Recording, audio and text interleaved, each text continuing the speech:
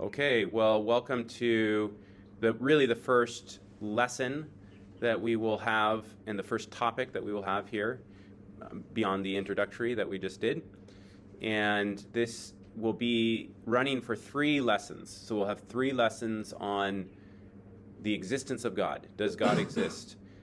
And so it's a fun topic because it's been discussed for thousands of years, and it's something that people think about. Not everybody thinks about all the time, but people think about, and maybe you want to know some of the questions and reasoning that go behind the existence of God. Also, it could be really important because if God does exist, then maybe we should know something about that. If he doesn't exist, then maybe that would implicate for certain things for our lives, how we would live. So I think it's actually an important question. It may sound kind of strange because you maybe never thought about it before, but it does have profound implications. So the first proof that was talked about in the Feser reading, so Edward Feser and the 5 Proofs of the Existence of God is one of the books that we're going through here. And you won't go through all 5 proofs, so you're going to go through 4 of the proofs. But the 5th one, and I'm jumping around in the book, as you can see, the 5th one is the Thomist proof and Thomistic proof, and that one, we just don't have time for because we don't have enough classes. This whole philosophy course can't be just about the existence of God. So, but you could easily do that. You could have a whole semester just on that topic. So, actually, in all of these topics, you could do that. So does everything have an explanation? That's the first thing we're going to start with the proof that's called the rationalist proof, which is also could be thought of as the Leibniz proof. Does everything have an explanation? And that's something that I would like to open up for discussion. Rationalist proof. This is developed from a guy named Leibniz. So Leibniz lived mostly in the 17th century. He was a real genius. He was amazing. You guys know Isaac Newton, right? So Isaac Newton and him lived around the same time, and they both were the fathers of calculus. So you might know things like the Leibniz rule, like you learn in high school or in maybe even in middle school. He also is one of the first, or maybe the first, European Sinophile. What does that mean? Somebody who liked China. He actually studied about China. He got interested in China. He started studying Chinese characters and actually wrote some things about the I Ching, And so he was a very interesting guy who studied a lot of different things. But the thing that we're going to talk about is at the top here, the principle of sufficient reason. And basically, this is what how Feser talks about it. And we can call it the PSR. And that is, for every fact, there must be a sufficient reason why that fact is the case. Okay, it's very simple. So for every x, another way to put it, for every x there is a y such that the y is the sufficient reason for the x. So this can be written out in this kind of formulaic a formulaic algebra of this is called this is often used in logic, and so it's like this means every or all x, and then this is exist is a y, and then you have the sum of that together. There's a reason for those two things put together, and so in the r y x denotes a binary relationship that brings. Okay, we already did this. Okay. So to doubt or to deny the PSR undercuts any grounds which we could have for doubting or denying the PSR. So these are some interesting quotes here. To reject the PSR is to undermine the possibility of any rational inquiry, and rational inquiry in general and scientific inquiry in particular presuppose PSR. However, not everybody felt that way. Okay? This is a philosopher from the end of the 19th century, and he died in 1970, so about 50 some odd years ago. And he said, well, it's not really that there's completely, PSR. Like, you can have, explanations for everything, but eventually you get to what he would call just brute facts. And what brute facts are just the laws, like the laws of nature, we can in science we can figure out there's a certain number of laws, okay? And then you can say, well, what about underneath that? And you can say, well, underneath that there's some more laws, and then there's some more laws, but eventually you're going to just get down, not to God, but to kind of a brute fact. It's just a brute fact. It just exists. That's what it is.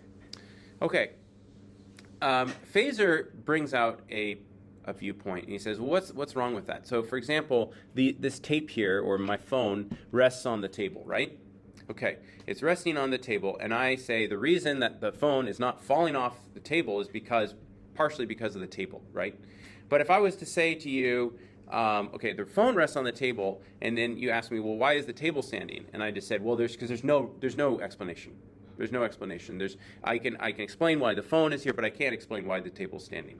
Well, okay, so that's a little bit like saying, okay, so the universe has all these like explanations for the laws, but then you get to the brute facts, and then there's no really explanation for the brute facts. It's like saying the phone rests on the table, but there's no explanation for why the table is holding up the phone. So it doesn't really give an answer. It kind of just pushes the metaphysical buck back further. Okay, so how can things be explained? Well, Feser points out that there's kind of two possible types of things that need explanation, okay? One type of thing is called the contingent thing. And this is, again, I'm asking you to think abstractly here. Just the fact that you are here is contingent on something else. You were invited. I don't know how if somebody reached out to you and said, do you want to join Gmeow? If your friend said you should do this because you can get credit hours, if you signed up somehow, if somebody came and told you about it, how you actually got involved in the program, but it had something to do not just with you, had to do with some other things that happened which are contingent.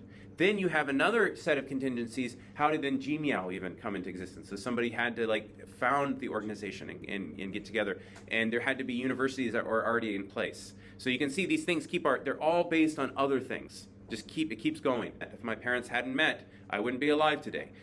If their parents hadn't met, they wouldn't be alive, and you can keep going back. So these things are all contingent. So there's tons of, actually basically everything you can think of is somehow contingent. However, Leibniz said, okay, there's also there must be a necessary thing. So now the reason he said there must be a necessary thing is because at some point, especially if you have this kind of principle of sufficient reason, then there must be something at some point that gives an explanation without needing to be explained. And that's why it's necessary, because it can actually be explained by itself. So there's two types of things. One that needs explanation based on contingencies, and one that can be explained just in itself.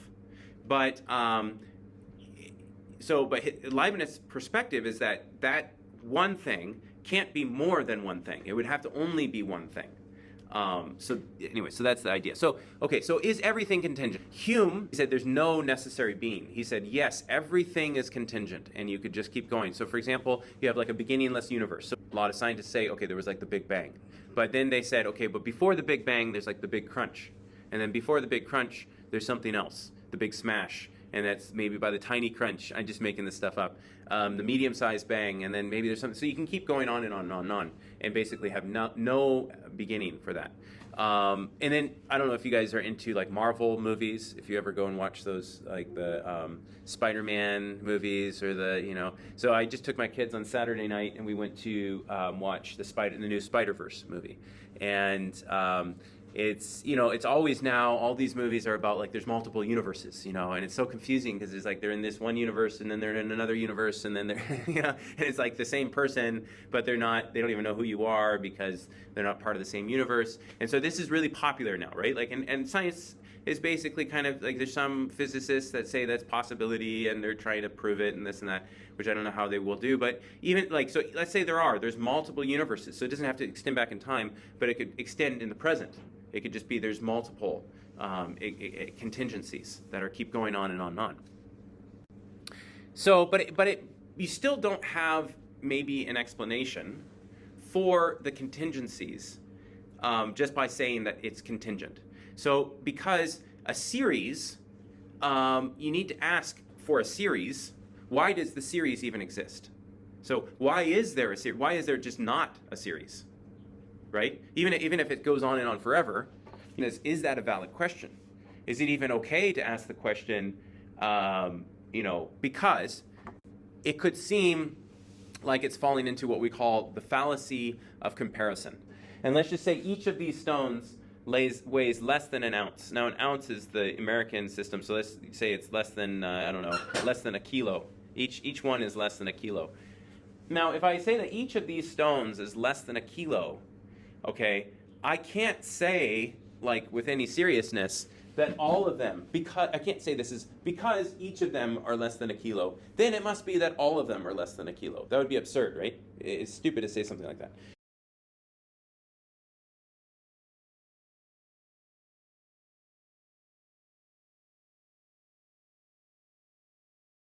Some people are saying it's a fallacy of comparison.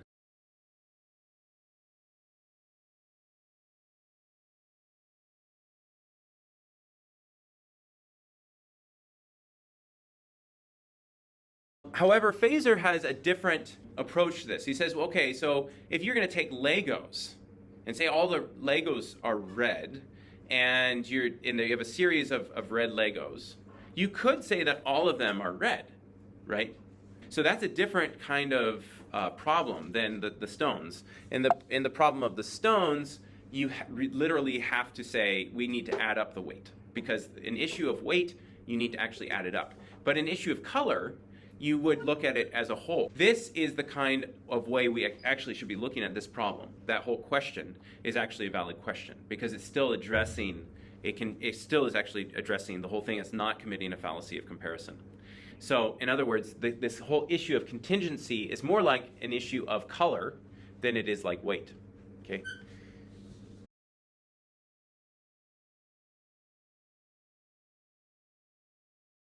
So, just this quote right here, why not some other sort of contingent things entirely? Why is our infinitely old universe, supposing that it is old, infinitely old, or an infinite series of universes, if we suppose that there is such a series, or multiverses, if we suppose that there is such a scenario, governed by exactly the laws of nature which do in fact govern it, or not by some other laws? So why would it be that there would also be this kind of like actually principle of sufficient reason in each of those universes? So even if it isn't the exact same laws, you would also think that, well, with each of those, there would also need to be some sort of explanations that are sufficient for each of those.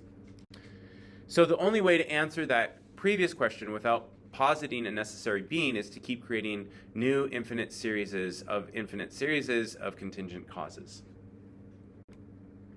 So why does this beginningless universe or these multiverses stay in existence for however long and not just become instantaneously annihilated? So we wouldn't actually have this existence right now. Like, sure, maybe there will be some annihilation to the universe at some point, but why is it right now that we even have some existence? And you can't answer that question by looking at all its contingent things. So even if you look at every single contingent thing, it's not going to necessarily tell you why you exist right now or why these things exist right now. So as long as we confine ourselves to contingent clauses, we will be led to an infinite regress of such causes, and thus to something, the simultaneous causal series, considered as a whole, which will require an explanation outside itself, no less than did the particular contingent things to start out with. So, in other words, each time that we have looked at a contingent thing, we have to look outside of it to be able to actually explain it. You can't explain it from within that contingent thing. And the only way to terminate the regress, so otherwise you're going to have this regress. Infinite regress is an important concept here. You're going to have infinite regress that will go back in time of explanations and thus satisfy. The only way to satisfy the PSR is by affirming the existence of a cause which exists necessarily of its own nature rather than by the virtue of something else. The fine-tuning argument, which is kind of like, this is kind of like the design argument, but it's like a variation of the design argument. So with the design argument, it was like saying, well, you look at the complexity of something, there must be a designer.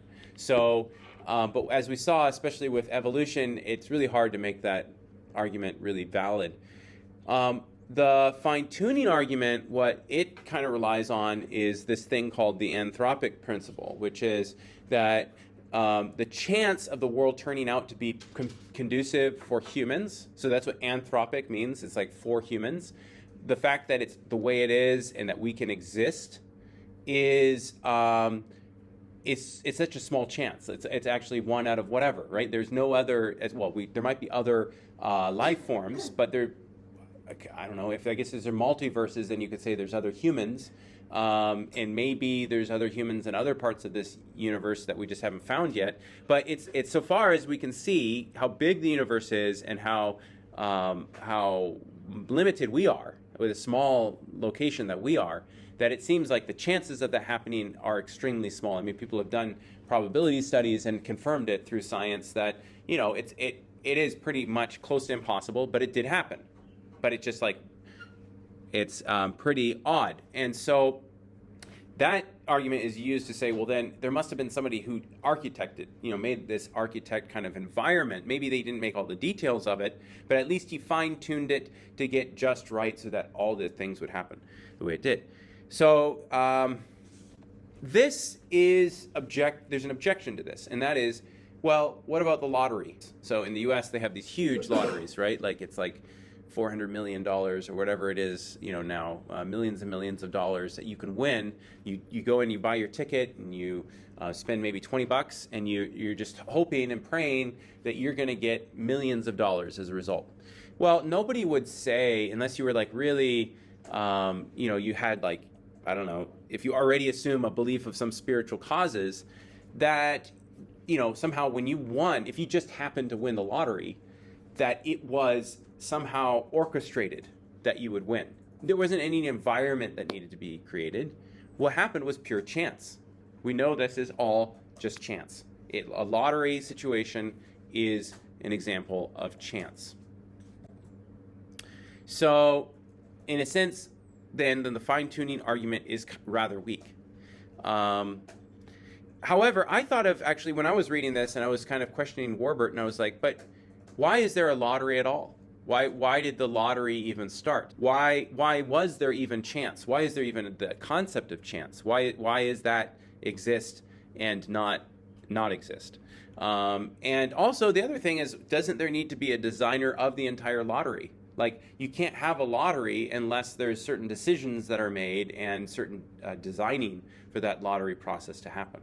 So that I don't know. That's something to think about that you could maybe think of for or against. Okay, so the ontological argument. So what does ontology mean? Ontology is the study of existence and the study of being, the being of something, the existence of something. St. Anselm of Canterbury